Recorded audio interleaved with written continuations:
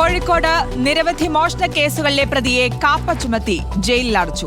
നല്ലളം കൊളത്തറ സ്വദേശി ജിത്തുവിനെയാണ് Kozhikode city police commissioner T നാരായണന്റെ നിർദ്ദേശപ്രകാരം നടപടിക്രമങ്ങൾ പാലിച്ച് ജയിലിലടച്ചത്.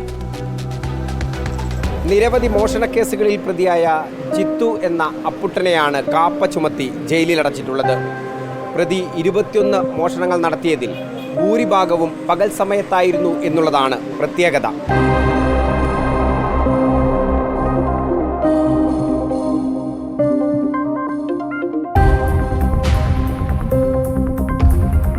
കോഴിക്കോട്, മലപ്പുറം ജില്ലകളിലെ വിവിധ സ്ഥലങ്ങളിലാണ് പ്രതി പ്രധാനമായും മോഷണം നടത്തിയത്. 21 കേസുകളിൽ പ്രതിയായ നല്ലളം കൊളത്തറ മണക്കോട്ട് ഹൗസിൽ ജിത്തു എന്ന അപ്പുട്ടനെ കുറ്റിക്കാട്ടൂരിൽ വെച്ചാണ് നല്ലളം പോലീസ് പിടികൂടിയത്. കൂടുതലായിട്ടും ഡേ HB ആണ്, അതായത് ഹൗസ് ബ്രേക്കിംഗ് ആണ്. പകൽ സമയങ്ങളിലാണ് ഇയാളുടെ കൂടുതലും മോഡസ്.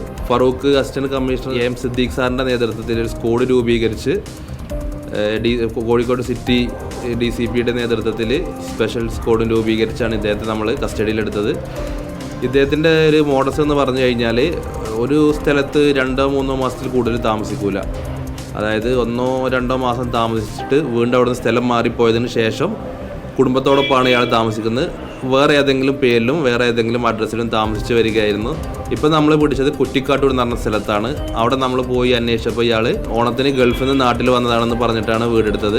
അതിൻ്റെ അടിസ്ഥാനത്തിൽ ഇയാൾ മൊബൈൽ ഉപയോഗിക്കാത്ത ഒരാളാണ്. അപ്പോൾ ഇയാളെ പിടിക്കുക എന്നുള്ളതൊരു ടാസ്ക് ആയിരുന്നു. കോഴിക്കോട് ജില്ലയിലെ നല്ലളം, കുന്നമംഗലം, ഫറൂഖ് പോലീസ് സ്റ്റേഷനുകളിലും മലപ്പുറം ജില്ലയിലെ പരപ്പനങ്ങാടി, തേഞ്ഞിപ്പാലം സ്റ്റേഷനുകളിലുമായി 21 കേസുകളാണ് പ്രതിയുടെ പേരിലുള്ളത്.